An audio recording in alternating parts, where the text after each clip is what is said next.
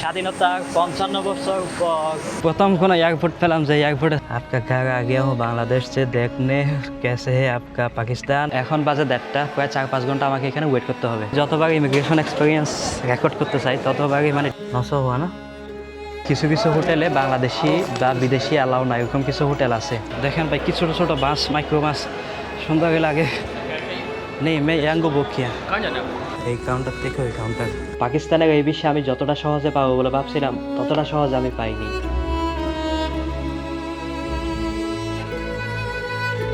1947 সালে এক দেশ, 1971 সালে হয়ে যায় বিভক্ত। আজ 2026 সালে আমি তৎকালীন পূর্ব পাকিস্তান তথা আজকের স্বাধীন সার্বভৌম বাংলাদেশের রাজধানী ঢাকা থেকে রওনা হচ্ছি সেই পশ্চিম পাকিস্তান তথা আজকের স্বাধীন পাকিস্তানের উদ্দেশ্যে। ইতিহাসের পাতায় যেটা ছিল রাজনীতি, সেটা আমি আজ নিজের চোখে দেখতে চাই।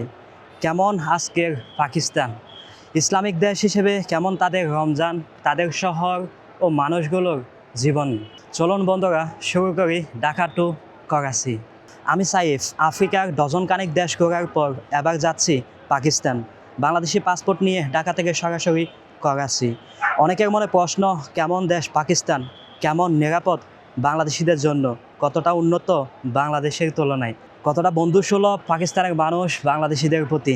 এই সফরে সব প্রশ্নের উত্তর আমি খুঁজবো, জানবো, দেখবো খুবই কাছ থেকে, আর দেখাবো আনসিন আফ্রিকাবাসীকে। সাবস্ক্রাইব করুন আনসিন আফ্রিকা, খুবই কাছ থেকে উপভোগ করুন অজানাই পৃথিবীর আমার নতুন গন্তব্য 15তম দেশ পাকিস্তান।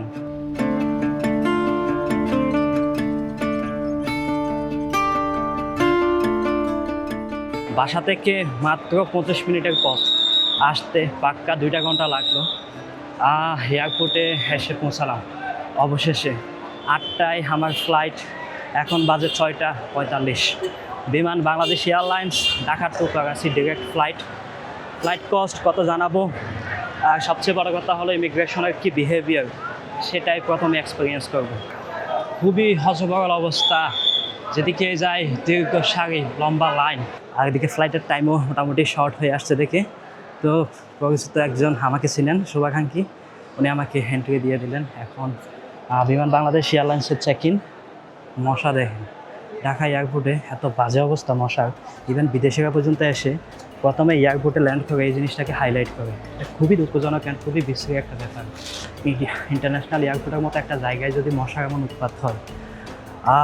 এখন আমার কিছু ক্যাশ বাংলাদেশি টাকা আছে, সেটা দিয়ে আমি US ডলার কিনবো।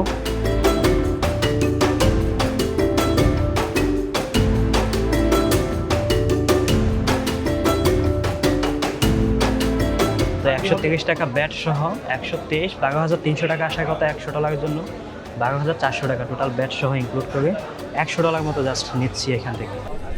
পাইলাম US ডলার।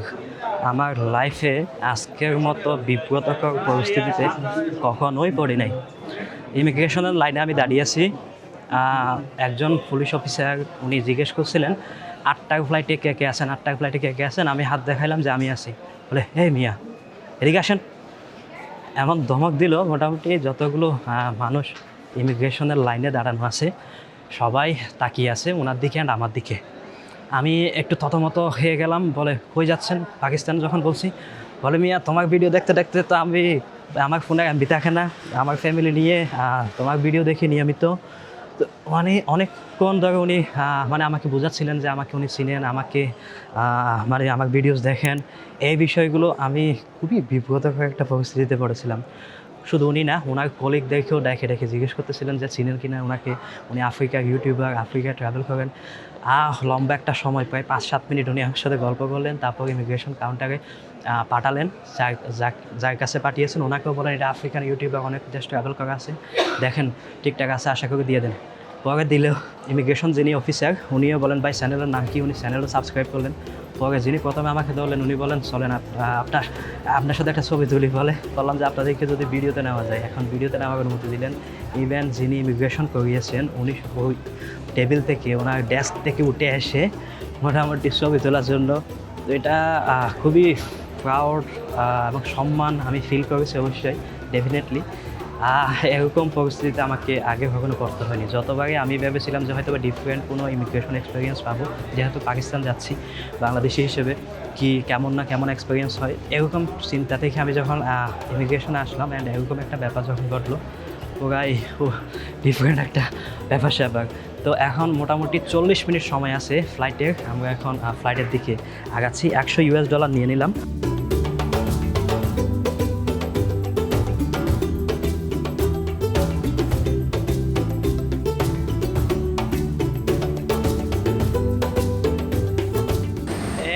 সেই বিমান বাংলাদেশ এয়ারলাইন্স স্বাধীনতার 55 বছর পর প্রথমবারের মতো হয়তো বা ডিরেক্ট ফ্লাইটে যাওয়া হচ্ছে।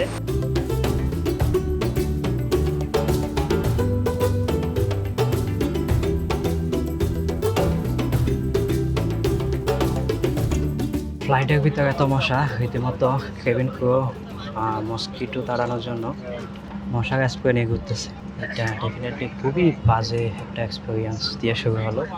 ইভেন পাকিস্তানের যে লোকাল ওনারা বলতেছিলেন যে বিমানকে আন্দারিত না, মানে মশা এটা বোঝাচ্ছিলেন। বিমান বাংলাদেশের এই direct flight Dhaka to Karachi return সহ পড়েছে আমার প্রায় 60,000 বাংলাদেশি টাকা। বাই দ্য ওয়ে, এই ট্রিপটা বেসিক্যালি ইউনিপাল ট্যুরিজমের সৌজন্যে। আপনারা চাইলে ইউনিপাল ট্যুরিজমের মাধ্যমে এশিয়ার বিভিন্ন পপুলার গন্তব্যের ticket, flight ticket, tour package সহ বিভিন্ন দেশের ট্রাস্টেড ট্রাভেল পার্টনার হিসেবে আপনারা ইউনিপাল ট্যুরিজমকে বেছে নিতে পারেন। ডেফিনেটলি তাদের কন্ট্যাক্ট অ্যান্ড ইনফরমেশন ডেসক্রিপশনে অথবা পিন কমেন্টে দেওয়া রইল।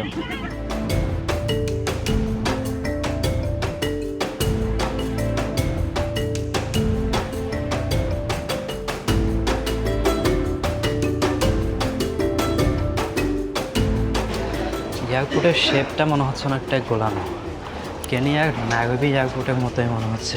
আমরা ল্যান্ড করলাম জিন্নাহ ইন্টারন্যাশনাল এয়ারপোর্টে। এয়ারপোর্টে যেহেতু এরকম ওয়াকিং ব্রিজগুলো আছে, তো সেই হিসেবে মনে হচ্ছে ভালোই বড় অ্যান্ড সুন্দর গোছানো মনে হচ্ছে জিন্নাহ ইন্টারন্যাশনাল এয়ারপোর্টটা।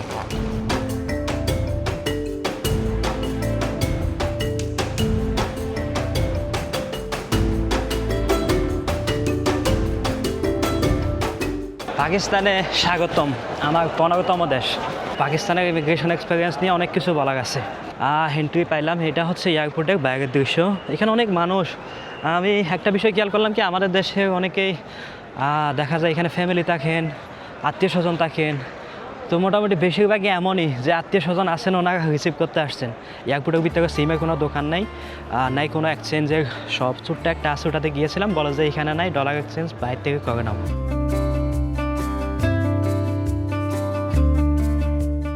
এখন বেসিক্যালি ডলার এক্সচেঞ্জ করবো আগে। আসসালামু আলাইকুম। ডলার क्या प्राइस है? $100। পুরো এয়ারপোর্ট মিলে মাত্র একটা মানি এক্সচেঞ্জ পেলাম, যেখান থেকে $100 বাঙায় নিলাম। 279 রুপিয়া করে $1। 27,900 রুপি পেলাম $100। এখানে ওভার সিস্টেমে ইয়াঙ্গো চলে। যে ইয়াঙ্গোটা আমি মোজাম্বিকে ইউজ করতাম, ওই সেম ইয়াঙ্গো এখানেও চলে। 732 টাকা দেখাচ্ছে এখান থেকে আমার ডেস্টিনেশনে যাইতে। দেখি, এই যে বুক হয়ে গেল ইয়াঙ্গো অ্যাপে। গাড়ি আসবে 1 মিনিট লাগবে। আর ইমিগ্রেশনে ভালো একটা ভোগান্তি গেল, কারণ প্রথমে আসছি, এসে ফরেন পাসপোর্টের লাইনে দাঁড়াইছি। 3-4 জন ছিল, 3-4 জনের পর আমি আসছি। বাংলাদেশি যখন বলছি, পরে ফার্স্ট কাউন্টারে পাঠাইলো। ফার্স্ট কাউন্টারে গেছি, ওখানে যে ইমিগ্রেশন বসা আছে সে সব বাংলাদেশিদেরকে বলে 5 মিনিট ওয়েট করেন। তো 5 মিনিটের জায়গায় 10 মিনিট হয়ে গেছে, কারণ যে ওখানে বসা তার ডিউটি নাকি শেষ। আরেকজন অফিসার আসবে, সেই করবে ইমিগ্রেশন। 10-15-20 মিনিট মতো ওয়েট করছি সকলেই। যে ইমিগ্রেশন আরেকজন আসার কথা অফিসার, সে আসছেন। আসার পর বলে যে এরা সবাই দাঁড়ায় আছে কেন? বলে তোমার জন্য। বলে না, আমার কোনো কাজ নাই, অন্য কাউন্টারে পাঠাও। অন্য কাউন্টারে গেছি, প্রায় 20-25 জনের পিছনে লাইনে দাঁড়াইছি। আধা ঘন্টা মতো লাইনে দাঁড়াইছি। তারপর দেখি পাশের কাউন্টারে মোট 8-2 জন আছে। পাশের কাউন্টারে গেলাম, গিয়ে আমি যখন দাঁড়াইছি বলে যে কোথায় থেকে আসছো? আমি বলছি বাংলাদেশ থেকে। বলে কোন লাইন থেকে আসছো? বললাম পাশের লাইন থেকে। বলে ওই পাশেই যাও, কারণ আমি চলে যাচ্ছি, আমার ডিউটি শেষ। আবার গেলাম ওই লাইনে। ওই লাইনে গিয়ে আর 5-7 জন মতো বাকি ছিল ওই অবস্থায়। বলে এখানে লোক বেশি হয়ে গেছে, তোমরা ওই পাশে যাও, তাড়াতাড়ি হয়ে যাবে। ওই পাশে গেলাম। ওই পাশে যাওয়ার পর আমার সিরিয়াল আসলো, পাসপোর্ট দিলাম। দেওয়ার পর বলে কেন আসছো, কার কাছে আসছো? বললাম যে আমার তো কেউ নাই, আমি ট্যুরিস্ট ওয়ার্ল্ড ট্রাভেলার। আমি সে তো মানে ট্যুর করতে আসছি। বলে কয়দিন থাকবা? আমি বলছি এই তো 4-5 দিন থাকবো। তারপর এইটুকুই, ফিঙ্গারপ্রিন্ট দিয়ে ইমিগ্রেশন ডান কমপ্লিট। বের হওয়ার সময় আবার এন্ট্রি সিল চেক করে তারা ধরলো, বলে কোথায় যাচ্ছ, কেন আসছো? আমি বলছি দুনিয়া দেখার জন্য আসছি। বলে পাকিস্তান কি দুনিয়া? বললাম দুনিয়ার একটা অংশ পাকিস্তান, সেই হিসেবে পাকিস্তানে আসা। তারপর আমার এন্ডোসমেন্ট দেখলো পাসপোর্টের পিছনে, আমি 1 বছর আগে প্রায় $5,000 এন্ডোস করেছিলাম আমার কার্ডে। বলে $5,000 লেকে আয়া হো? তো বললাম যে হ্যাঁ, কার্ডে এন্ডোস করে আসছি, যত ইউজ করতে পারি বা যত খরচ হয়। তারপর ছেড়ে দিল। তো ব্যাগ হলাম, ব্যাগ হয়ে এখানে সিমের দোকান খুঁজলাম, পাইলাম না, মানি এক্সচেঞ্জ করলাম। এ হচ্ছে পাকিস্তানের ইমিগ্রেশন এক্সপিরিয়েন্স। তবে আরেকজনকে আমি দেখলাম যার যিনি প্রায় 1 মাস থাকবেন, তো ওনার হোটেল বুকিং ছিল 5 দিনের। তো বলে বাকি 25 দিনের হোটেল বুকিংও লাগবে। ওটার জন্য আমি একটু নার্ভাস ছিলাম। তো ওনাকে রিটার্ন দেয় নাই, ওয়েট করাইছে, জানি না ওনার কী অবস্থা। তো এরকম একজনকে দেখলাম যে যতদিন থাকবে, রিটার্ন ডেট যতদিন, ততদিন পর্যন্ত ওয়েট করতে হবে, সেরকম একটা মানে নিয়ম তারা দেখাইলো।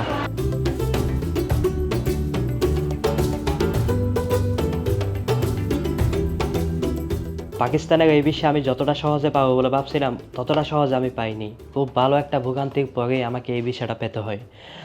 তার যথেষ্ট যৌক্তিক কারণও হয়তো বা আমার ধারণার মতে আছে। আজ থেকে প্রায় 7-8 মাস আগে এই পাকিস্তানের ভিসার জন্য আমি অ্যাপ্লাই করি নিজেই। অ্যাপ্লাই করার সময় ক্রাইটেরিয়া হিসেবে, রিকোয়ারমেন্টস হিসেবে শুধুমাত্র হোটেল বুকিংটাই প্রয়োজন হচ্ছিল, অ্যান্ড আমি কতদিন থাকবো এই বিষয়টাই শুধু প্রয়োজন হচ্ছিল। পরে আমি তখন অ্যাপ্লাই করি, ভিসার কোনো ফি ছিল না বাংলাদেশিদের জন্য, ফ্রিতেই অ্যাপ্লাই করি।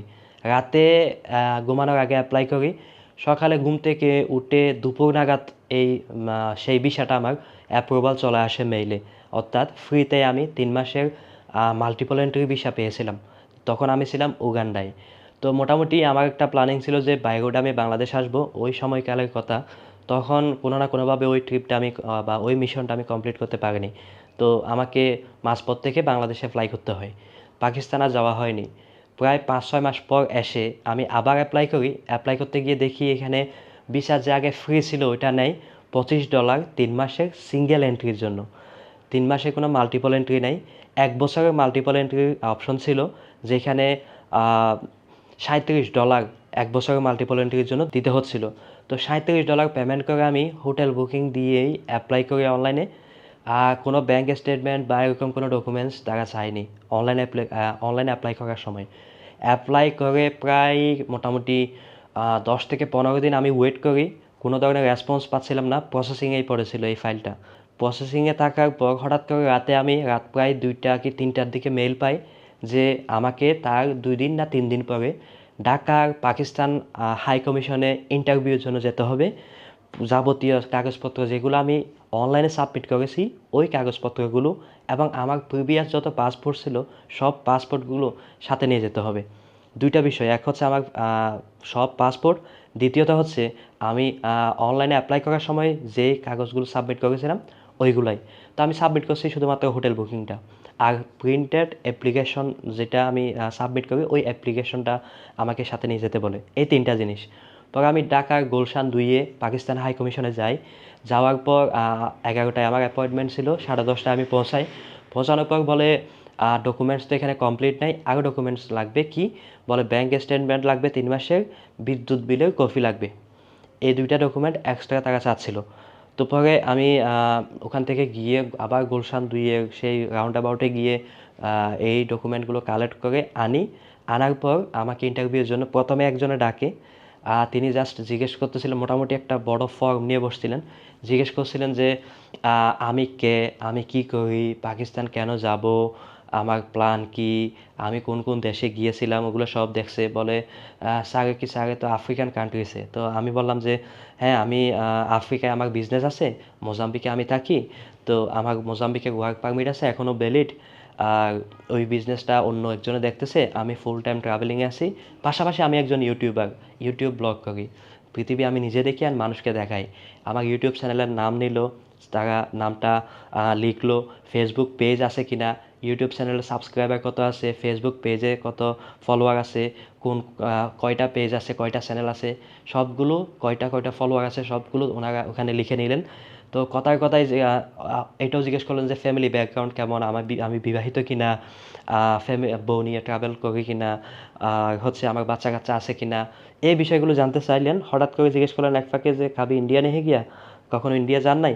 তো পরে বললাম যে হ্যাঁ গেছিলাম অনেক আগে, 2018 সালে, ওই ভিসাটাও ছিল। তারপর উনি মোটামুটি বেশ কিছুক্ষণ ধরে কিছু একটা নোট করতেছিলেন। তারপর এরকম আর কিছু আনুষঙ্গিক কথাবার্তা জিজ্ঞেস করে তারপর বলেন যে ঠিক আছে আপনি বাইরে ওয়েট করেন। ওয়েট করার পর আরেকজন অফিসার কাছে ইন্টারভিউর জন্য ডাকালেন। ওইখানে খুব সুন্দরভাবে বিহেভিয়ার, প্রথমজনও এবং সেকেন্ডজন, লাস্টজন যিনি ছিলেন উনিও খুব সুন্দরভাবে, খুবই আন্তরিকভাবে জাস্ট জিজ্ঞেস করলেন লাস্টের জন যে আপনি তো দেখি ইউটিউবার, বাহ মাশাল্লাহ, খুব ভালো, তো খুব ভালো সাবস্ক্রাইবার আছে, আপনি তো খুব ফেমাস তাহলে আপনার দেশে, এরকম কিছু মোটামুটি 2-3 মিনিটের কথা হলো। তারপর বললেন যে ঠিক আছে আপনি যান, মোটামুটি আজকে অথবা কালকের মধ্যে অ্যাপ্রুভাল পেয়ে যাবেন। এখন আজকে গেল, কালকে গেল, পরশুদিন গেল, তৃতীয় দিন রাত 3টার দিকে আবার মেল আসে যে আপনার ভিসাটা অ্যাপ্রুভ হয়েছে। তারপর আমি এই ভিসাটা পাই। তো এইখানে আমার কারণ হিসেবে মনে হয়েছে, বাই দ্য ওয়ে, আমি 1 বছর মাল্টিপল এন্ট্রির জন্য $37 দিয়ে অ্যাপ্লাই করেছিলাম, কিন্তু অ্যাপ্রুভাল যেটা আমাকে দিয়েছে সেটা হলো 3 মাসের সিঙ্গেল এন্ট্রির জন্য। অর্থাৎ $37 পেমেন্ট করার পরেও আমাকে সেই $25 ভিসাটাই দিল, অর্থাৎ 3 মাসের সিঙ্গেল এন্ট্রি। এই হলো ব্যাপার। তো ইন্টারভিউর জন্য আমি মনে করছিলাম কি প্রথমে হয়তোবা আগে একবার ভিসা পেয়েছিলাম তাও যায়নি, অথবা 1 বছর মাল্টিপল এন্ট্রির জন্য আমি অ্যাপ্লাই করেছি, তাই এই 2টা কারণ আমার মনে হয়েছিল ইন্টারভিউতে ডাকার জন্য। কিন্তু ওখানে যাওয়ার পর দেখলাম যে ফার্স্ট টাইম অ্যাপ্লাই করছেন, আগে কখনো ভিসা পাইছেন বা পান নাই, ইভেন 3 মাসের সিঙ্গেল এন্ট্রি অ্যাপ্লিকেশন, এরকম অসংখ্য বাংলাদেশি টুরিস্ট, ইভেন একজনের সাথে দেখা হয়েছিলেন উনি ইউরোপে অনেকগুলো দেশ সহ প্রায় অনেকগুলো ভালো ভালো উন্নত দেশে ট্রাভেল করা আছে, ওনাদেরকেও ইন্টারভিউর জন্য ডাকিয়েছেন। তো এটা দেখলাম যে মোটামুটি প্রায় অনেককেই এখন রিসেন্টলি পাকিস্তানের ভিসা দেওয়ার জন্য ঢাকা হাই কমিশনে ইন্টারভিউর জন্য ডাকাচ্ছেন। এভাবে আমি পাকিস্তানের ভিসাটা পাই।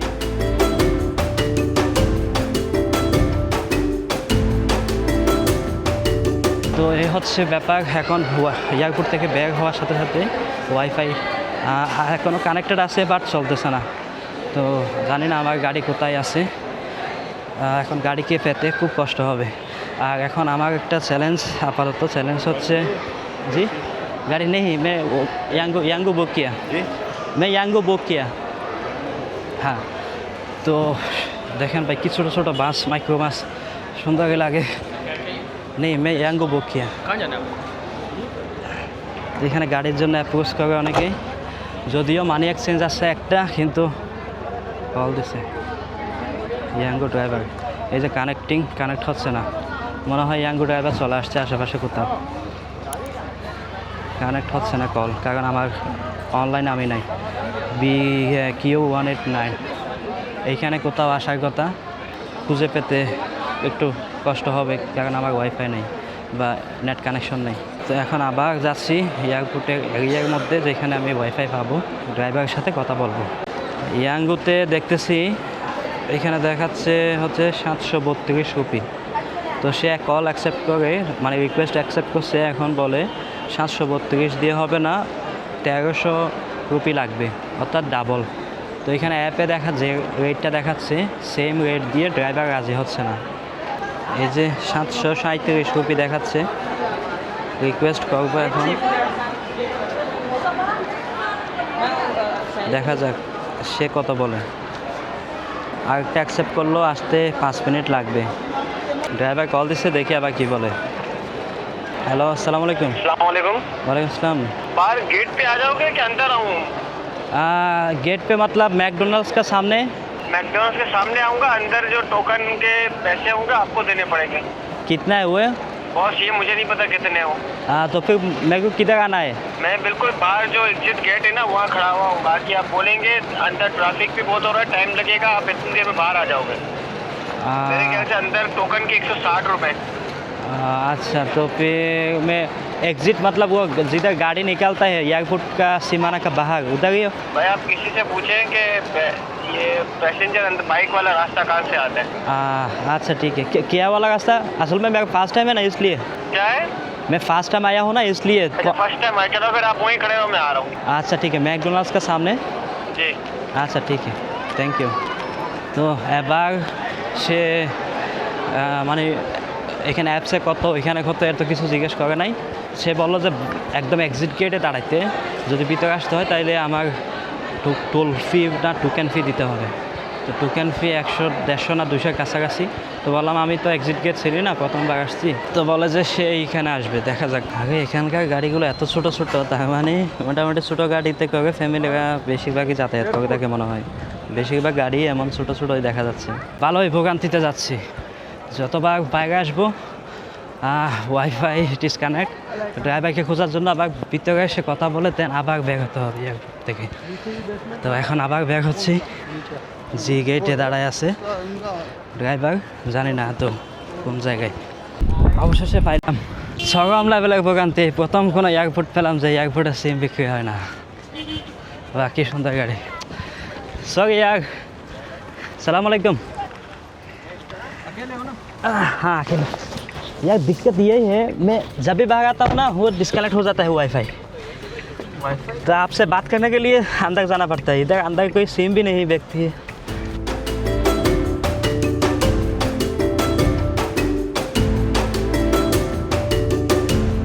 नाम मेरा जवाद है, मैं किसी और की आईडी चला रहा हूँ। अच्छा अच्छा, जवाद है आपका नाम। कैसे है जवाद भाई? मैं हूँ सईफ नासिर, नाम से जानती है। मैं बांग्लादेश से हूँ। वो दिख रहा है, हाँ वो दिख रहा है। हाँ, मैं यूट्यूबर हूँ। क्या मैं आपको ले सकता हूँ वीडियो में? मेरा भाई हो हमारे, हाँ भाई हो हमारे आप। हाँ वही, हाँ यही है जवाद भाई। कैसे है जवाद भाई? अल्हम्दुलिल्लाह। आप किधर का है? हम तो कराची? कराची की रिहाइश है हमारी। अच्छा। पैदाइशी कराची। आपका घर आ गया हूँ बांग्लादेश से देखने, कैसे है आपका पाकिस्तान और कैसे है आप लोग? पाकिस्तान हमारा बहुत वो है, क्या है? ट्रैफिक है यहाँ पे, ट्रैफिक ज़्यादा है? बहुत ट्रैफिक है। बांग्लादेश में तो होता ही नहीं होगा हाँ, ट्रैफिक। नहीं यार ऐसा मत बोलो, बांग्लादेश में भी बहुत ज़्यादा है।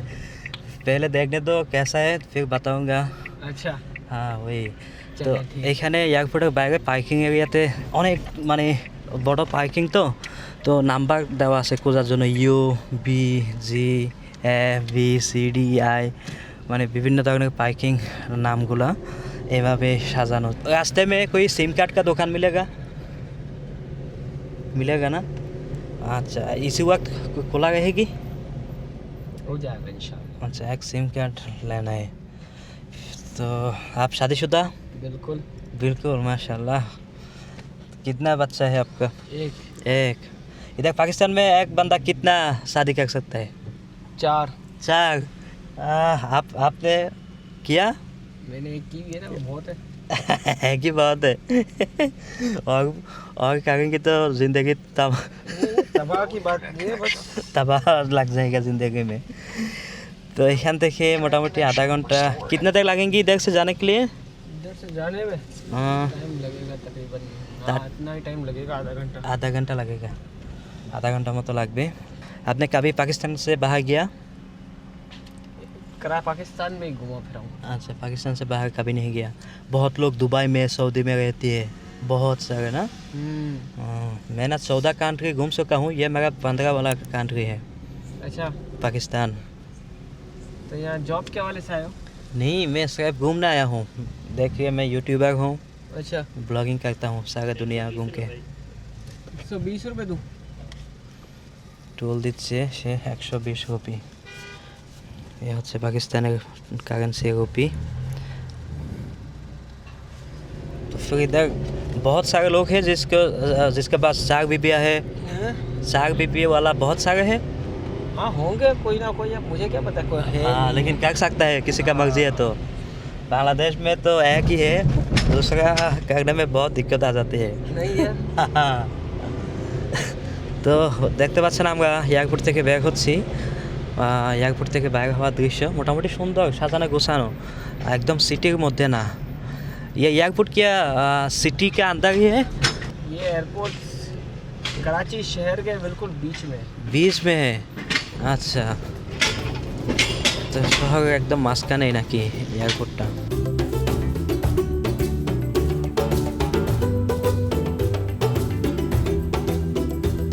सीट बेल्ट का সিট বেল্ট কা 20,000, গাড়ি উঠতে যদি সিট বেল্ট না পাবে 20,000, তো এটা অটোমেটিক ফাইন হয়ে যায়।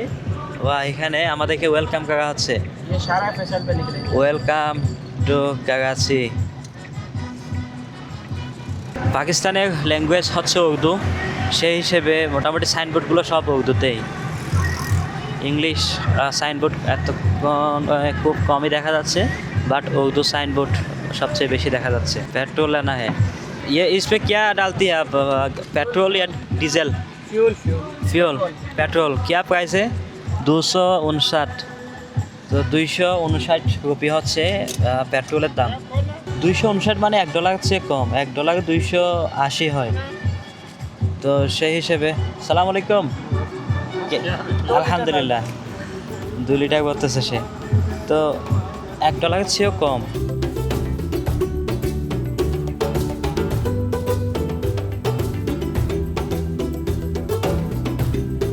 আমরা এখন আছি এটা জয়নাব, এই এলাকা সবচেয়ে ফেমাস একটা এরিয়া জয়নাব। তো বেশিরভাগ দোকানই বন্ধ। এখন আমার একটা চ্যালেঞ্জের মুখোমুখি পড়তে হবে, সেটা হচ্ছে আমি যে হোটেল বুকিং দিয়েছি এটা আজকে হয়তো বা জানি না 8টা-10টার দিকে হয়তো বা চেক ইন হতে পারে। এখন 1টা-1:30 বাজে রাত, এখন আমাকে চেক ইন অ্যালাউ করবে কিনা আমি জানি না। তো আমরা कोऑपरेटिव मार्केट। আচ্ছা কিয়া মার্কেট? Cooperative cooperative. तो यहाँ पे शादियों के जोड़े वगैरह सिए जाते हैं। আচ্ছা আচ্ছা, আমরা চলে আসছি এলাকায়। দেখেন রাত 1টা-1:30 বাজেও মানুষ এখানে বসে আড্ডা দিচ্ছে, চা কফি খাচ্ছে, হোটেল রেস্টুরেন্ট সব খোলা এখনো। আমরা একটু পিছনে চলে গিয়েছিলাম, এটাই হোটেল। এই পাকিস্তানের নোট 1000, তো অ্যাপসে 740 আসছে, আর সে 160 রুপি ওখানে ইয়াতে দিল, আমার জন্য টোল दिल। 900 हुआ ना? अच्छा ठीक है रख दो। खुले मेरे पास है ही नहीं। अच्छा ठीक है कोई बात नहीं, रख दो। दोस्ती तो बन गया हूँ, आपका नंबर भी दे दो, अगर ज़रूरत है तो मैं मिल लूँगा इंशाल्लाह आपसे। व्हाट्सअप नंबर दे दो। बहुत बहुत शुक्रिया। তো চলে আসলাম হোটেলের সামনে। এখন হোটেলে এন্ট্রি তো দিবে, বাট চেক ইন দেয় কিনা জানি না। চলেন যাই একসাথে। अस्सलाम वालेकुम। बुकिंग था लेकिन चेक इन पता नहीं कब कैसे होगा।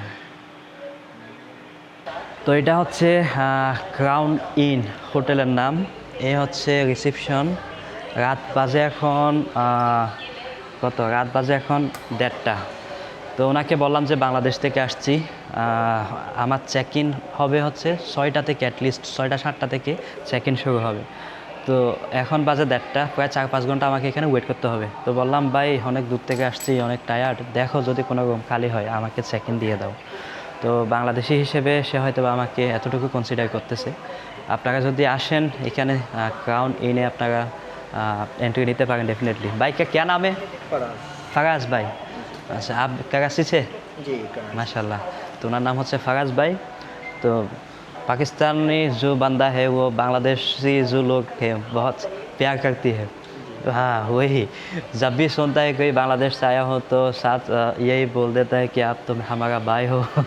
जैसे वो गाड़ी वाला ड्राइवर वही सुन के ही बता रहा था कि हाँ आप तो हमारा भाई हो, मेहमान हो, ऐसा ही कुछ होता है। তো এরকমই ট্রিট করে আসলে বাংলাদেশিদেরকে। এই পর্যন্ত আমি যেই কয়েকজনের সাথে মিট করলাম, তো এখন উনি আমাকে চেক ইন দিয়ে দিচ্ছেন।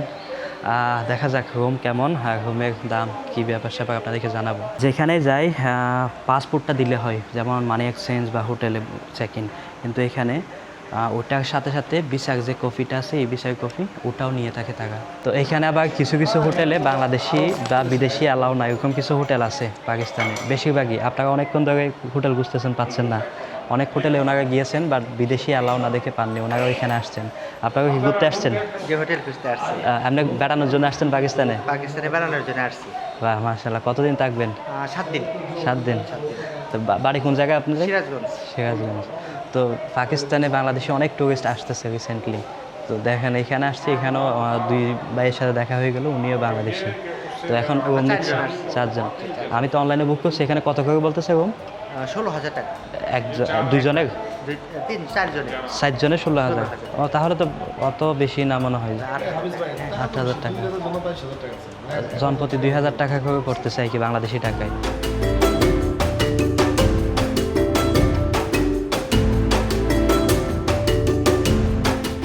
इधर बहुत सारे होटल ऐसा भी है कि फॉरेनर अलाउ नहीं है। जी जी हाँ काफ़ी है होटल जैसे वहाँ पर फॉरेनर बहुत आते हैं सर। চলে আসছে রুমের কারেন্ট, এটাই হচ্ছে রুম। মশা আছে কি নাই তো জানি না। इधर मच्छर है? नहीं बच्चे मच्छर नहीं है। वाह बढ़िया। इधर एक रूम कितने में आ जाते हैं रुपया? सर यहाँ तो रूम कम से कम 8,000-9,000 तक का देते हैं लोग।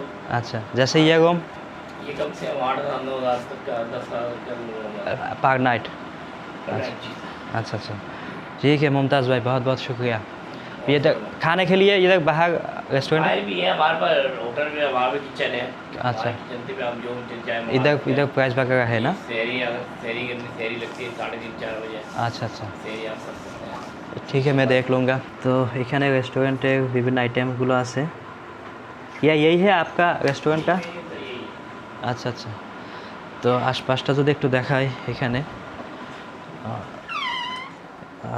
এই হচ্ছে অবস্থা, এই হচ্ছে রুমে। नमाज रखिए। अच्छा जायनामाज भी इधर पड़ा हुआ है। अच्छा কিন্তু রুম তো ভাই ভাঙা চোখা, চাবি কোথায় কে জানে। আচ্ছা চাবি এই है ना? जी चाबी। আচ্ছা এই হচ্ছে ওয়াশরুম। চলে, খারাপ না, অনেক পুরনো হোটেল দেখে যা মনে হচ্ছে। এই হচ্ছে অবস্থা। ঠিক আছে बहुत बहुत शुक्रिया, ठीक है सर। ধন্যবাদ। Okay thank you. এগুলো সব ভাঙাচোরা, মনে হইতেছে যুদ্ধ হয়েছিল কোনো। এখানে আবার ছিদ্র আছে, বাইরে থেকে দেখা যায়। এই সব মিলিয়ে এই হচ্ছে ব্যাপার স্যাপার। বাই দ্য ওয়ে এই রুমের ভাড়া আমি অনলাইনে বুক করছিলাম কত, $19 পার নাইট। $19 মানে 2200 টাকা বা 2300 টাকা প্রতি রাতে।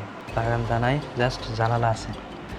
এইখান থেকে এই ভিউটা দেখা যাচ্ছে আর কি। এটাই হচ্ছে মেন এরিয়াটা। এই ছিল বেসিক্যালি আমার ঢাকা টু করাচি জার্নি। সিম এখনও কিনতে পারি নাই, নেক্সট ব্লগে পাবেন হয়তো বা সিম কার্ড। খুব টায়ার্ড। আপনারা সাবস্ক্রাইব করতে পারেন অদেখাই আফ্রিকা দেখার পাশাপাশি অদেখা পৃথিবী, অদেখা পাকিস্তান দেখার জন্য আমাকে ইন্সপায়ার করতে পারেন চ্যানেলটা সাবস্ক্রাইব করে। দেখা হচ্ছে নেক্সট ব্লগে। এই পর্যন্ত কেমন উপভোগ করলেন ডেফিনেটলি কমেন্ট করে জানাবেন। So that's all for today.